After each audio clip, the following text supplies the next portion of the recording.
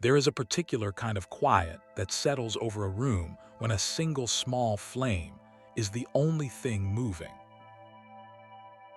The walls seem to breathe with it. The corners of the ceiling soften and recede. Whatever furniture is nearby loses its hard edges and becomes a gentle landscape of curves and gathered shadow. If you have ever sat alone in such a room, perhaps long after everyone else in the house has gone to sleep, you will remember how the world seems to grow larger and smaller at the same time. Larger because the ordinary boundaries of the day, the walls and clocks and lists of things to do, have all loosened their grip. Smaller because everything you can see is now contained within the trembling reach of one small light, and that small light feels like an entire world. It is in that kind of quiet that the oldest stories were told. Not in the bright noise of midday, but in the long, slow hours after sunset, when the heat of the afternoon had bled out of the earth, and the night had begun to cool the rooftops. Stories were once shaped not by ink or by paper, but by the careful movement of a hand, the steady tending of a flame, and the patient willingness of a room full of people to sit together in the half-light and watch shadows dance across a piece of stretched white cloth. Tonight, we are going to that kind of quiet. We are going to sit beside a coconut oil lamp on an island in the warm seas of Southeast Asia, listening to the soft breath of a small flame and the gentle clink of bronze instruments tuning themselves in the dark. We are going to watch a man kneel behind a screen with a pile of carved leather figures around him, and we are going to follow the long, unhurried tradition that has woven itself for more than 1,000 years into the soft midnights of Java and Bali. We are going to learn about the shadow puppet masters, the dalang, and the world of patient artistry they have inherited from generations that came long before them. There is no hurry in this story. There never has been. Let your shoulders settle. Let the night arrange itself around you. Let the small flame in your mind take whatever shape it likes, and let us begin. The earliest written traces of these shadow performances appear in the 9th century, in inscriptions written on copper plates and palm leaves in the language of Old Javanese, sometimes called kawi. One inscription, issued around the year 840 by a Mataram king named Sri Lakapala, lists 3 sorts of performers who might be invited to court occasions. There were the masked dancers, the joke makers, and the puppet players. The puppet players were called by a word that, in modern Javanese, has come to mean something close to shadow or imagination, or the gentle uncertainty between the two. The word is wayang. By the year 907, in another inscription known to scholars by its date alone, a passing reference is made to a man named Galagi, an itinerant performer who arrived at a royal occasion to present a story about the hero Bhima, drawn from the Mahabharata. He held a puppet show, the inscription says, for the gods. That single line, carved into stone more than 1,100 years ago, is one of the earliest moments at which we can say with certainty that something very like wayang already existed in the soft evenings of Java. The art was already mature by then. By the early 11th century, the court poet Mpu Kanwa, writing in the kingdom of Kahuripan during the reign of King Erlanga, would draw on shadow puppetry as a metaphor familiar enough that no explanation was needed. In his long narrative poem, the Arjunawiwaha, completed around the year 1035, he writes a line that compares all of human life to a shadow play, with the great mover of the world standing just behind the screen, the way a puppeteer stands behind his cloth. The audience of mortals sees only the moving shadows, the poet says, and forgets that someone somewhere is holding the rod. It is a quiet, contemplative line, the sort of line a man might think to write only after spending many evenings sitting on a veranda, watching small leather figures cast their soft shapes against a stretched white sheet, and feeling the strange tenderness of recognizing himself in them. In another passage, recorded from this same century, an unknown observer writes of those who weep at the puppet show, who are stirred and saddened by the figures, even though they know perfectly well that the figures are nothing more than carved pieces of leather, manipulated and made to speak. These people, the writer says with great gentleness, are like men who, thirsting for sensuous pleasures, live in a world of illusion and do not realize that their visions are not real. The line is more than 1,000 years old. And yet anyone who has ever fallen quietly in love with a story knows exactly what the writer meant. The shadow on the screen is only a shadow. The flame is only a flame. The hand behind the curtain is only a hand. And yet, when the work is done well, all of these ordinary things together call something forth that feels like more than the sum of its parts. They make a small world. And inside that small world, for a few warm hours in the middle of the night, anything can happen. There is some scholarly debate about where exactly this tradition first began. Some have argued for an Indian origin, pointing to the leather puppet traditions of Andhra Pradesh and Tamil Nadu, where shadow puppet plays called Thalu Bamalata and Thopava Kuthu have been performed for many centuries. Others have argued for a Chinese origin, or for influences arriving along the long sea trade routes that connected the islands of the Indonesian archipelago with the wider Asian world. But the most widely accepted view, defended at length by the theater scholar James Brandon, is that wayang is an indigenous Javanese creation. The technical vocabulary is entirely Javanese rather than Sanskrit.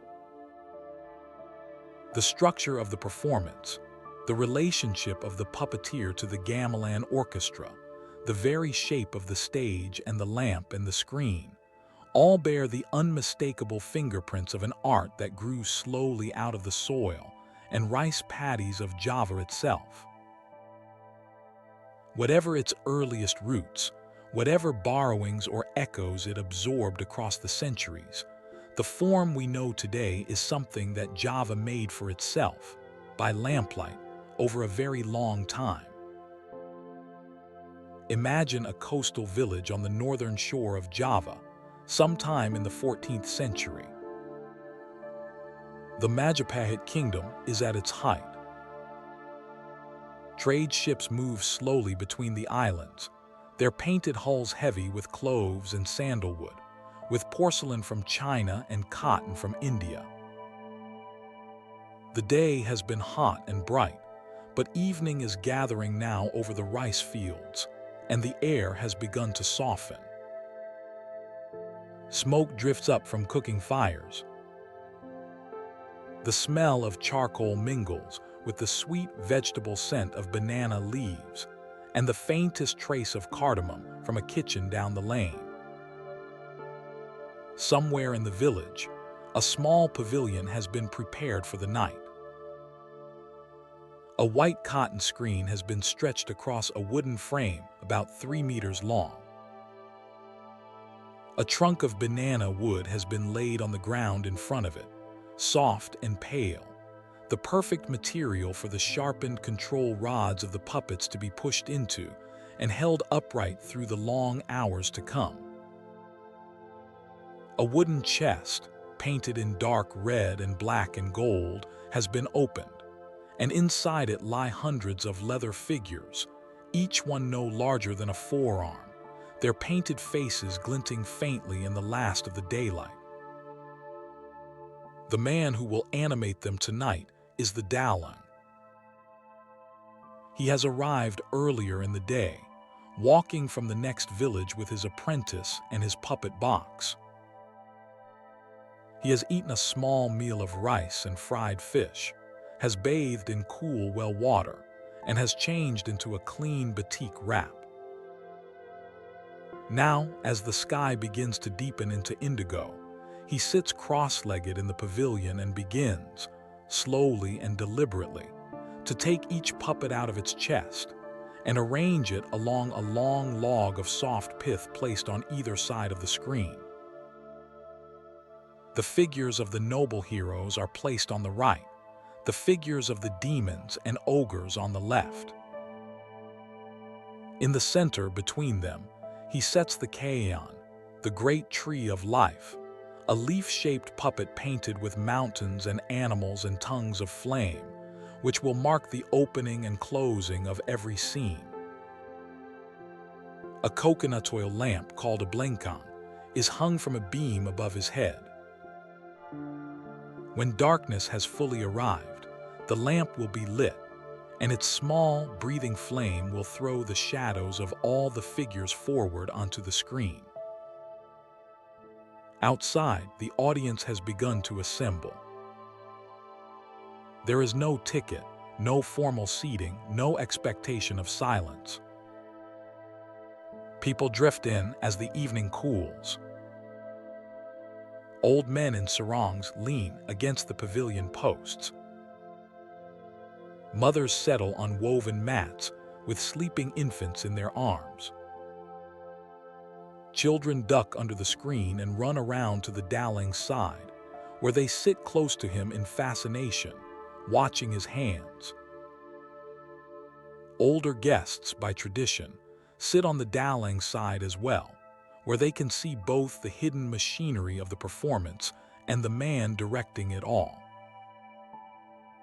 Less formal viewers wander to the other side of the screen, where they will see only the shadows, only the soft, perfect silhouettes that emerge as if from nowhere, as if they had arrived by themselves out of the warm dark of the night. Both sides are real. Both are correct. The Javanese have known for a very long time that there is no single right way to watch a story. The wood of the puppet chest knocks softly. A wooden mallet, called a sempala, has been struck against its side, the first signal to the musicians of the gamelan that the performance is about to begin. The musicians have been gathering for an hour, settling themselves on cushions in front of their instruments. There is the deep gong, the gong ajeng, that hangs at the back of the ensemble and sounds, when struck, like the slow, far-off pulse of the whole world. There is the gendair, the soft metallophone that will follow the dalang most closely through the night. There are bonangs, rows of small kettle gongs arranged like little brass turtles on wooden frames, and sarans, smaller metallophones with bronze bars laid over hollow boxes. There are kendhang drums, double-headed and played with bare hands, which will lead the orchestra in the same way a heartbeat leads a body. There may be a bowed string instrument called a rubab, and a bamboo flute called a suling, and a set of female singers, the sindan, who will sit to one side and offer their high, sweet voices into the textures of the music whenever a scene calls for them. The Dutch musicologist Jaap Kunst, who lived for many years among the gamelan musicians of Java in the early 20th century, once tried to describe what this music sounded like to a visitor hearing it for the first time. Gamelan, he wrote, can only be compared to two things. It is comparable to moonlight and to flowing water. Mysterious like moonlight, always changing like flowing water. The sentence has been quoted many times since, because no one, it seems, has been able to improve upon it. There is something in the slow shimmering of bronze that moves at the same speed as a long evening. That does not race ahead of the breath. That gives a listener room to settle, to slow down, to feel each tone arrive and depart like the shape of a wave reaching up the warm sand and slipping back into the sea. In a traditional all-night performance, the music passes through three modes, called piths, each one tied to a particular hour of the night and a particular emotional weather. From around 9 in the evening until midnight, the orchestra plays in pith nem, the mode of beginnings and exposition, of the gathering of the story's threads. From midnight until about 3 in the morning, it shifts into pith sanga, the mode of inner trial, of the hero's entry into the wilderness, of the dark middle hours when the heart of the story turns. Then from 3 until dawn, the music moves into pith manura, the final mode, the mode of resolution and slow homecoming. The whole performance is shaped this way, like a long tide rising and falling, so that by the time the morning birds begin to call, the audience and the dalang and the gamelan have all traveled together through a single great breath that lasted the length of a night. Behind the screen, the dalang lifts the kayan, the tree of life, and sets it gently swaying in the center of the cloth. The lamp catches it. Its many leaves and creatures and tongues of flame appear on the screen as a single quivering shape, dark against the warm yellow of the light. The wooden mallet knocks again. The music begins. And somewhere in the soft folds of the night, an old story begins once more to unfold. To understand what is happening behind the screen, it is worth lingering for a while on the man kneeling there, because the dalang is not merely a performer. He is a kind of vessel, a kind of librarian, a kind of priest, and a kind of village teacher all at once, and the path that brought him to this single warm pavilion has been a long one. In the older traditions, the art of the dalang was passed down within families. The sons of dalangs would begin assisting their fathers as small children, learning first by watching, then by helping to arrange the puppets in the box, then by playing simple musical accompaniment, and only much later by attempting their first whispered lines of dialogue. Around the age of 13, a boy might be sent to apprentice with another dalang in another village, where he would carry the master's puppet chest, set up the screen at performances, and sometimes play the daytime show that preceded a great all-night wayang. The women of these dalang families were trained from childhood to play the jendayer, the soft metallophone whose voice accompanies all the dalang's narrations. Often, an apprentice would in time marry his master's daughter, and a new household of puppet makers and jendayer players and storytellers would be formed, carrying the tradition forward into the next generation as naturally as a household carries water from the well. A dalang must memorize an enormous repertoire. There are hundreds of stories, drawn most often from the great Indian epics of the Ramayana and the Mahabharata, but reshaped over centuries into deeply Javanese forms. There are stories of Prince Panji, native to Java itself, full of forest journeys and lost lovers and magical disguises.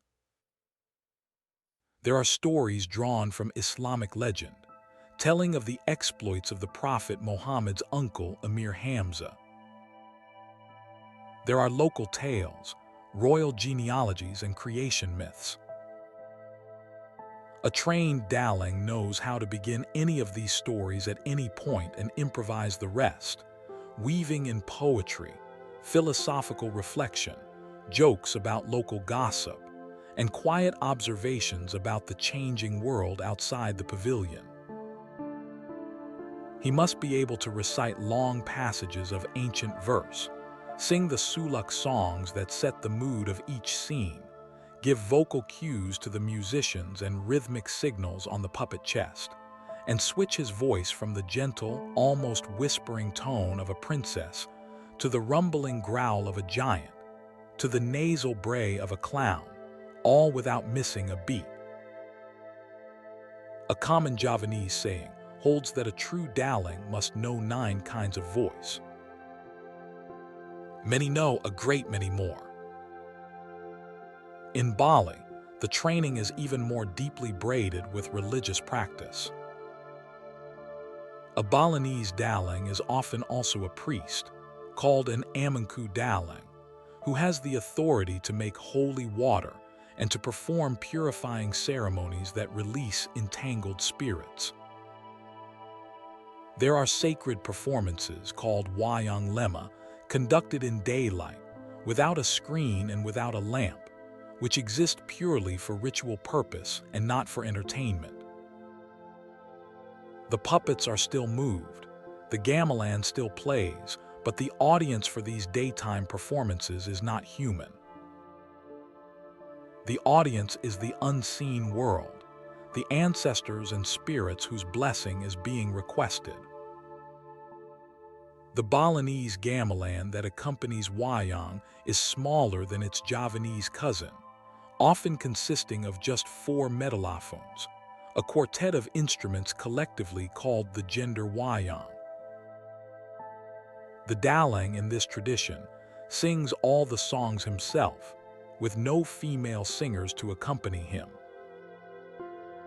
The lamp burns coconut oil through the long hours, and the performance often lasts only a few hours rather than the full Javanese night, but the spiritual weight of what is happening is no less. A Balinese dalang carries his puppets in a chest that is itself considered sacred. Before a performance, he may make offerings of flowers and incense and small portions of rice to the figures, asking their permission to be brought out into the light of the lamp. In Java, the puppet figures themselves carry a quieter, more philosophical weight. Each one has been made in such a way that its outward appearance reveals its inner character.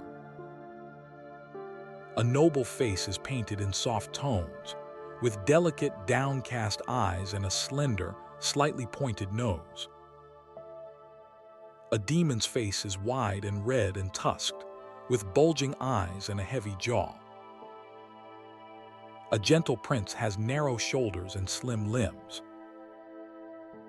A powerful hero is broader, sturdier, his stance planted more firmly on the earth. Some characters appear in several different forms, each form representing a different mood or stage of life. Arjuna, the most refined of the Pandava heroes, has many puppets to his name, each subtly different in expression.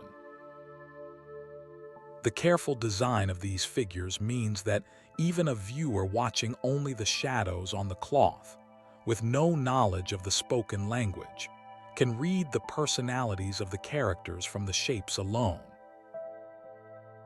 The work of making such a puppet, as we shall see, is not the work of an afternoon. It is also the work of the dalang, in nearly every performance, to give voice to the punakawan. These are the clown servants, the comic figures who serve the heroes throughout the long unfolding of the story, and they are perhaps the most beloved characters in all of Javanese theater. Unlike the heroes, the punakawan are not borrowed from the Indian epics. They are entirely Javanese inventions, layered into the older tales by generations of dalangs who wanted figures that would speak in the voices of ordinary people, in the language of farmers and market women and traveling merchants. There are usually 4 of them, headed by Semar, an old man with a flat nose, a bulging belly, a tired but kind eye, and a wise, half-mocking smile. Semar is, by tradition, the dalang, the guardian spirit of the island of Java itself. He is said to be a god, the deity Sang Hyang Ismaya, who has chosen to take the shape of an ugly old man so that he can walk among humans and offer them gentle counsel. He has 3 sons. There is Garang, short and lame and slightly bent. There is Petruk, tall and gangling with a long, comical nose. And there is Bagung, fat and round and innocent, who in many regional traditions is Semar's youngest. Together, the 4 of them form the punakawan, the clown servants, who appear partway through every performance and offer comic relief, social commentary, and sudden bursts of unexpected wisdom. When Semar appears, the moment is called the Goro Goro, which means something close to the world in chaos. Before he arrives, the dalang narrates a great trembling of the cosmos, an earthquake or a storm or a time of confusion. Then, into the disorder, the small fat figure of Semar appears like a beam of light. He speaks plainly. He laughs. He farts. He tells the heroes things they do not want to hear. He breaks the rhythm of the noble verse and speaks in everyday Javanese, in the tones of a market vendor or a rice farmer, and his words can range across centuries, weaving in jokes about contemporary politicians or village gossip or the price of cooking oil. In one version of the old creation myth recorded in the Babad Tanah Jawi, Semar is said to have cultivated a small rice field on the slopes of Mount Merbabu for 10,000 years before the events of the great epics ever began. He is older than the heroes. He is older than the gods of the imported pantheon. He is the voice of the place itself, of the soil and the rain and the long memory of the rice paddies. And when his round shape appears on the screen, the entire audience leans forward a little, because they know that whatever he says next, it will be both ridiculous and true. Now turn your attention for a few quiet moments to the puppets themselves and to the patient hands that make them. In a small workshop somewhere in central Java, perhaps in a quiet lane behind one of the old palaces of Yogyakarta or Surakarta, a craftsman is sitting cross-legged on a wooden floor, surrounded by tools and pieces of leather. Beside him is a low workbench. On it lies a sheet of buffalo hide. The hide has been chosen with great care. The very finest puppets are made from the parchment of a young female water buffalo, cured patiently over the course of several years, until the leather has reached the right balance of stiffness and translucency. The hide must be thin enough for light to pass faintly through it, but firm enough to hold a complex shape without warping. Some master makers prefer hides from buffalo raised in particular districts of East Java, where the animals are said to grow in calm, healthy conditions, so that their hides are smooth and unmarked. The first task is to clean the hide and dry it, scraping away every trace of hair and impurity. Then a sketch of the figure is scratched onto the surface with a fine point, following an established template that has been passed down for centuries. A character like Arjuna will always be drawn in roughly the same pose, with the same proportions and the same costume. A character like the fat clown begging will always have his comic, round form.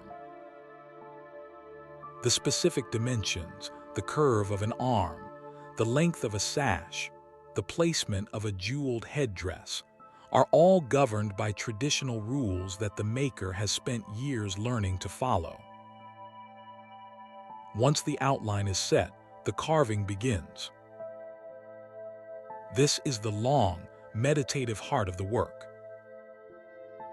Using small chisels called tata, often made from sharpened motorcycle spokes by craftsmen who have invented their own variations on the old tools, the maker taps with a wooden mallet, one careful strike at a time, perforating the hide with hundreds upon hundreds of tiny holes. The result is a delicate openwork lace of pattern, sometimes with as many holes as there are beads on a long string of prayer beads, each one placed by hand. When held up to a lamp, this pierced lacework casts a shadow that is not a flat silhouette but a glowing pattern, a sort of dark filigree that gives the projected figure a richness no plain cutout could ever achieve. Punching the hide is the slowest part of the work. A single complex figure can take weeks. A great character, full of jewelry and elaborate costume, may take a master 5 months or more to complete. After the carving and punching are finished, the hide is sanded to a satin smoothness and then painted. The paints used are traditionally made from natural pigments, ground from minerals or extracted from plants. The colors are applied in many layers, beginning with a base coat and slowly building up gradients of color, light into dark, and details into details. Often, gold leaf or bronze leaf is laid carefully over crowns and ornaments, where it will glint dimly in the lamplight, even though the audience watching the shadows will never see the color itself. This is one of the gentle paradoxes of the art. The painting is done with great care for the sake of the puppet, not for the sake of the shadow. The figure is treated as a complete object, possessed of its own integrity, whether seen as color or as silhouette. An unseen beauty is still a beauty. When the painting is complete, the limbs are attached. The puppet's arms are usually jointed at the shoulder and the elbow, allowing them to swing and gesture. They are tied to the body with fine thread or with small rivets made of buffalo bone. The puppet is then mounted onto control rods made of buffalo horn, sometimes finished with bamboo. These rods, too, are made by hand, sawn and heated and slowly bent into the right shape, then sanded smooth and stitched to the figure with needle and thread. The central rod, called the sempurit or the gappet, runs the length of the body and gives the dalang the means to hold the puppet upright behind the screen. 2 thinner rods are attached to the hands, allowing the dalang to lift, point, fight, and embrace. A finished puppet is light in the hand, less than the weight of a small bird, but it has taken months of work to bring it into being. The colors that the audience cannot see still mean something to those who know. Red is the color of love, of spirit, of motivation. Blue is the color of loyalty and self-control.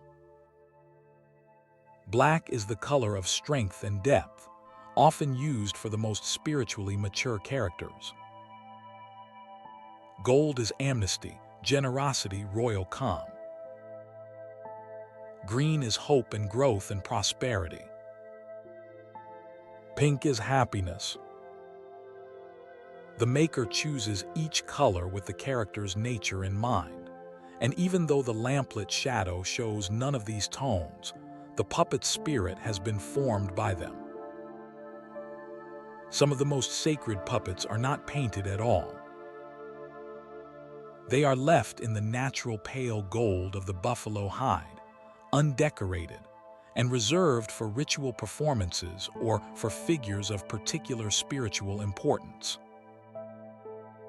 In a master maker's collection, these uncolored puppets are often the oldest and most quietly revered of all.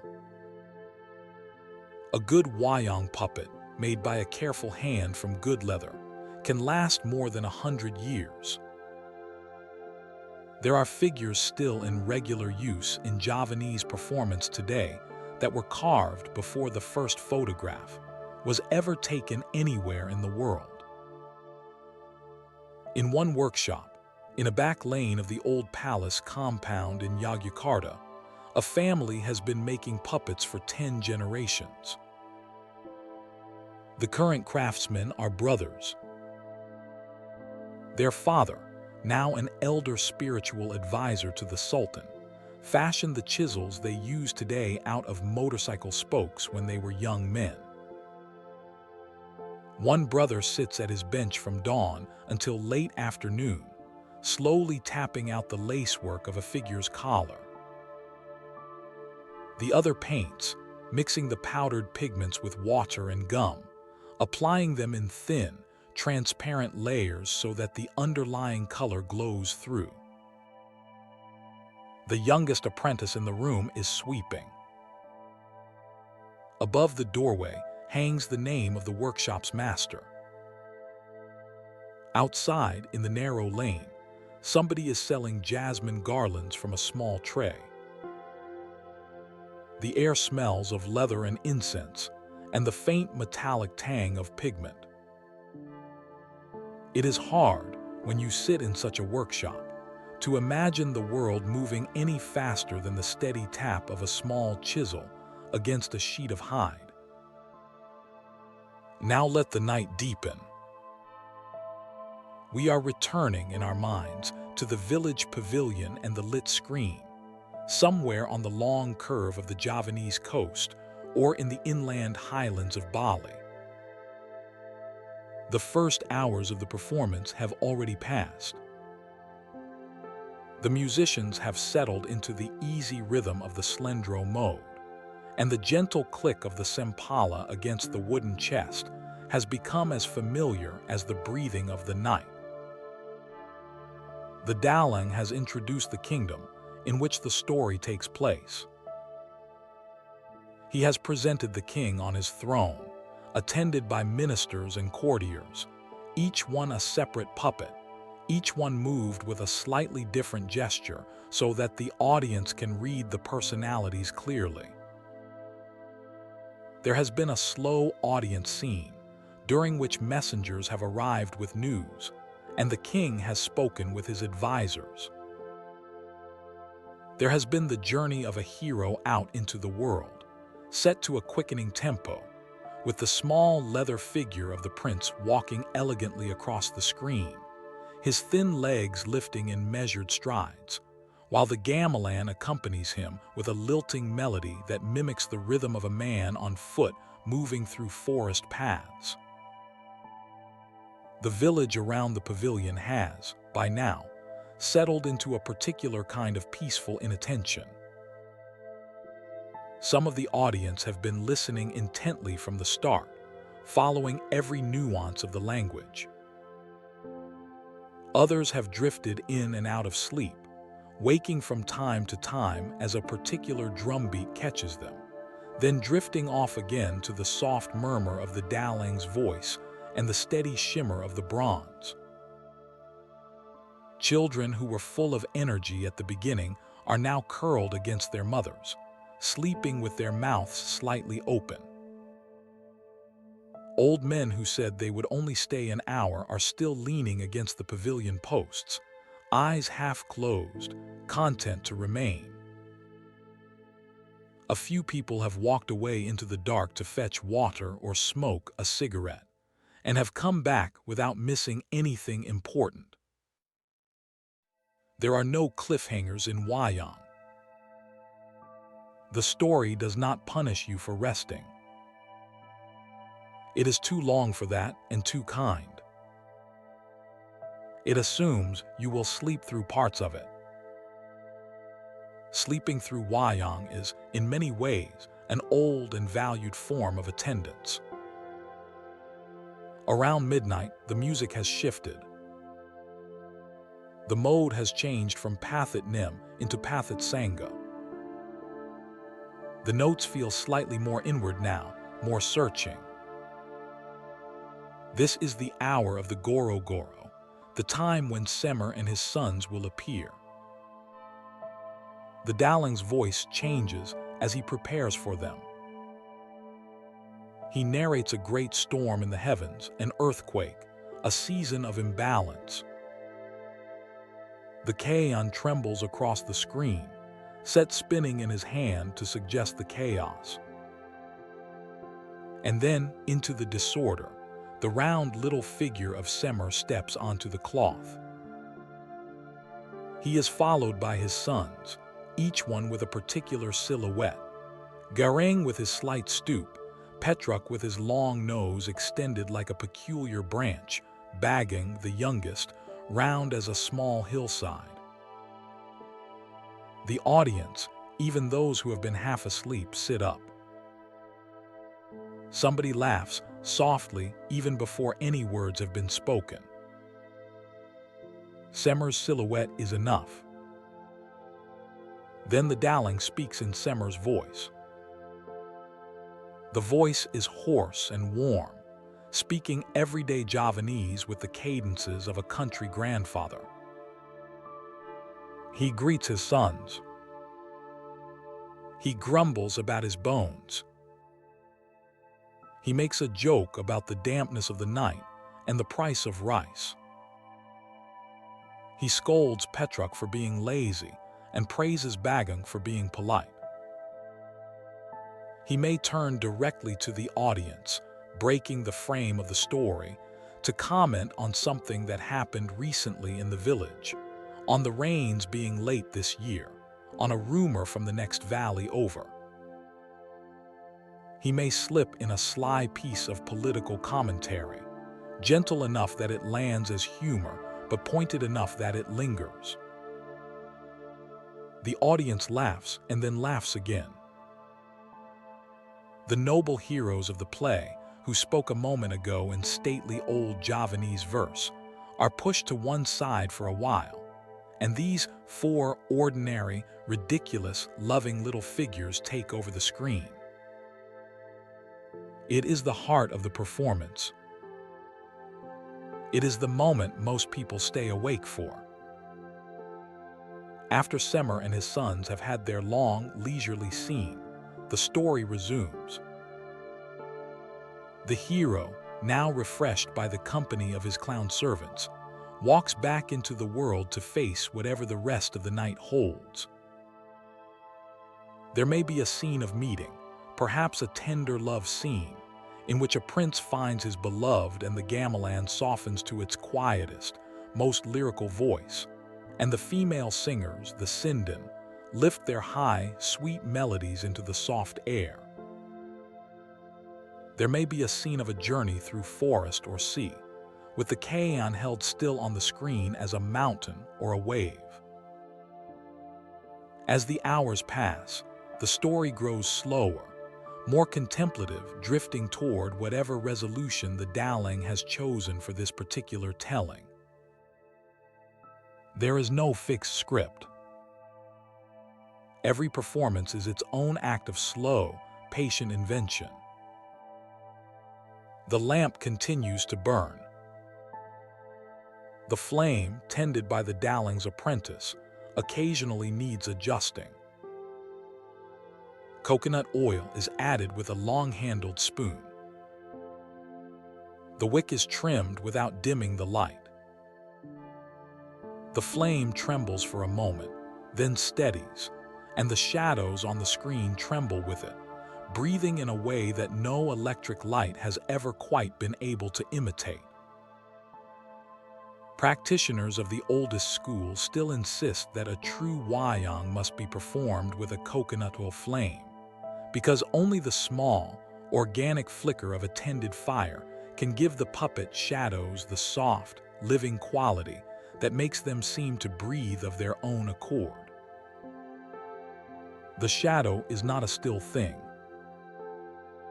The shadow is alive.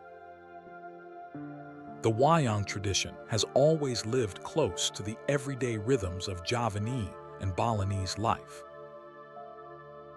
It has not been kept apart from work and weather and family. It has been folded into them, the way salt is folded into cooking. A wayang performance might be staged for a wedding, when the new household wishes to be blessed by the long unfolding of one of the great stories. It might be staged for the circumcision of a young boy, marking his passage into a new stage of life. It might be staged for the cremation of a beloved elder, as is common in Bali, where the gamelan and the puppets help to carry the soul gently across the boundary between this world and the next. It might be staged for the cleansing of a child who is considered to have been born into a vulnerable astrological position, in a ritual called ruwatan, in which the dalang performs a particular sacred lakan, the story of the demon Kala, and through the telling, the demon's grip on the child is loosened and the child is made safe. It might also be staged for nothing more than the pleasure of staging it. A village might pool its resources, or a wealthy family might offer to host a performance to mark an anniversary or to fulfill a quiet vow made in difficult times. There is, in Javanese tradition, a sense that the audience is protected by the performance itself. While the play lasts, no harm can come to the listeners. The lit screen is, for the duration of the night, a small island of safety carved out of the larger dark. The dalang's voice, weaving the story, weaves a kind of gentle blessing over everyone who is gathered. In Bali, where Hinduism remains the dominant religion and the spiritual layer of wayang is more openly visible, the puppets themselves are considered sacred heirlooms. Each chest of puppets is treated with great care, brought out only at appropriate times, and offered prayers and small ceremonies before performances. Some Balinese dalangs, particularly the most senior ones, are said to be able to make holy water by dipping the central rod of Tualan, the Balinese counterpart of Semar, into a bowl of clear water during a ceremonial performance. The water is then distributed to the people of the village, who use it for blessings on their houses and their fields. The boundary between art and ritual, between performance and prayer, is wonderfully soft. They are not separate things. They have never been. The dalangs themselves trace their lineage in many directions. Some Javanese dalangs claim spiritual descent from the Wali, the Sufi saints who, in the 15th and 16th centuries, are credited with refining and reshaping the wayang as a vehicle for the gentle spread of Islamic philosophy. The legend tells of Sunan Kalijaga, a reformed wanderer who became one of the greatest of these saints, and who is said to have conducted the first puppet performance inside a mosque, so that those who came to see the show might quietly hear the new teachings. To enter the performance, the viewers had to recite the Islamic confession of faith. It is during this period, scholars believe that the elongation of arms and noses became a feature of Javanese puppets, perhaps as a way of moving the figures further from any literal representation of the human form, in keeping with the religious sensibilities of the time. The wayang in this telling is a great quiet meeting place where animism and Hinduism and Buddhism and Islam have all sat down together in the warm dark and have remained there in companionable silence for many hundreds of years. In Bali, the lineage is told differently. There, the first dalang is said to have been the god Iswara, an incarnation of Shiva, who came down to earth to exorcise demons through the gentle authority of a puppet show. Every Balinese dalang is, in some quiet sense, walking in the footsteps of that descended god, and the figures he holds in his hands are not merely figures. They are something more than that, something between a tool and a companion, something between a story and a prayer. The hours have moved on. We have followed the dalang and the gamelan through the long descent of the night. The third musical mode, pith manura, has begun. It is now somewhere in the slow hours between 3 in the morning and dawn. The notes of the gamelan have grown brighter and more resolved. The story is moving toward its quiet ending. The audience that remains is a smaller one now. Many have gone home to sleep, or have curled up on mats near the pavilion and drifted off entirely. Those still awake watch with a soft, unhurried attention, aware that the night is nearly complete, that something large and patient and beautiful is winding gently to its close. Behind the screen, the dalang's eyes are tired, but his hands are steady. He has been speaking, singing, narrating, signaling cues, and moving puppets without a real break for nearly 7 hours. He has shifted the weight of his body only slightly, has drunk a little water now and then, has paused only briefly between scenes. His apprentice has tended the lamp through the night, has handed him the right puppets at the right moments, has helped him set the kayan back into its central position whenever a scene has come to its rest. The musicians, too, are tired, but they are in that particular state of tiredness that musicians know well, when the body has stopped resisting and has become, for the last hour, a clearer channel for the music than it ever is when fully rested. The instruments seem to play themselves. The notes find each other. The dalang now begins the final scene. The hero of the story, after his long journey, has come to rest. There has been a moment of meeting, perhaps a return home, perhaps a quiet reconciliation. The kayan, the great tree of life, is brought forward to the center of the screen and held there. It has marked the beginning of every scene tonight, and it will mark the ending of the whole. The dalang lifts it slowly. The gamelan moves into its last melody, a soft unfurling of bronze tones that sound, this close to dawn, almost like rain on banana leaves. The kayan turns once, twice, and is lowered gently into the soft pith of the banana log at the front of the screen. The lamp is allowed to burn for a moment longer, then dimmed. In some traditions, the dalang offers a quiet closing benediction, a few words wishing peace and protection on everyone who has listened. The audience members who are still awake bow slightly, or simply sit for a long moment in the darkness, letting the silence settle.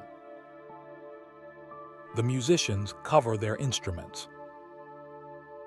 The puppets are gathered, one by one, and laid back in their chest in the order of their belonging, the noble heroes on one side, the demons and ogres on the other, the Kaon laid carefully across the top. The lid is closed. It is nearly morning. The first calls of the village roosters are beginning to stir somewhere in the dark. The roof of the pavilion catches the very first hint of gray. People stand slowly, stretching the long stillness out of their backs. They speak to one another in soft voices. They thank the host and the dalang. Children are gathered up, still half asleep, and carried home along the cool paths between the rice fields. The gamelan musicians help one another carry the heavier instruments into the storage room of a nearby house. The dalang finally is given a meal. He eats slowly. He laughs softly with the apprentice.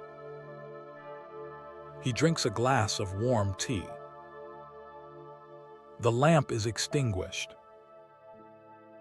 The first proper light of dawn arrives, pale and gentle, and the night that has held everyone together for so many hours releases its quiet grip and lets the day in. In the years that have followed, the wayang tradition has continued to live and to change, the way all living things do. There are now university programs for dalangs, in places such as the Indonesian Institute of the Arts in Surakarta and the Indonesian Institute of the Arts in Denpasar, where students learn alongside village apprentices, where curricula combine theory and practice, where new puppets and new stories are sometimes invented to speak to contemporary audiences. There are dalangs who have become beloved national figures, performing on television, accompanied by orchestras whose members include both traditional gamelan musicians and modern instrumentalists. There are tourist-friendly performances offered nightly in the cultural pavilions of Yogyakarta and Ubud, shorter than the old all-night shows, perhaps an hour or two, designed to give visitors from far away a soft glimpse into a tradition they will not have time to enter fully. And yet, in the quieter hours of any week, somewhere in a village in central Java, somewhere in a temple courtyard in southern Bali, a small pavilion is still being prepared. A white screen is still being stretched across a wooden frame. A banana log is still being laid across the floor. A coconut oil lamp is still being hung from a beam, and a wooden chest still being opened, and hundreds of leather puppets are still being arranged along a soft pith log on either side of the screen. The musicians are still settling on their cushions. The dalang is still drawing his first long breath. The story, the same one his great-great-grandfather might have told, is still about to begin. The night will still last as long as a night needs to last. The flame will still burn the same color. It has burned for more than 1,000 years. There is a great gentleness in a tradition that has survived this long without ever needing to hurry. It has outlived empires. It has outlived languages. It has been carried across oceans by Javanese travelers as far as Suriname in South America and the Cocos Keeling Islands in the Indian Ocean, where small shadow puppet communities maintained the form for many years after leaving home. It has been recognized by UNESCO in 2003 as a masterpiece of the oral and intangible heritage of humanity. It has inspired filmmakers and theater artists in distant countries. And yet at its heart, it remains what it has always been. A man behind a screen. A small flame. A piece of stretched white cloth. A few leather figures held up to the light. A patient room of listeners. A story that takes the whole night to tell, because some stories deserve a whole night. If you find your eyes growing heavy now, that is the right way to be. The wayang tradition has always understood that listening and sleeping are very close to each other, that a story told gently in the warm hours of the night need not insist on your full attention, that drifting in and out of awareness is itself a kind of attendance, that some of the deepest pleasures of being alive happen at the soft edge between waking and dream. The dalings of Java and Bali have always known this. They have built their whole art around it. They have given 1,000 years of warm midnights to people just like you, sitting in the lamplight watching shadows move on a piece of cloth, feeling the slow shimmer of bronze in the air, slipping in and out of attention as the story unfolded above and around them. And so the lamp burns low now. The puppets have been laid back in their chest. The musicians have folded their instruments. The first roosters are calling somewhere in the warm dark. The night has done its long work, and the day is beginning to lift its pale gray light over the rice fields.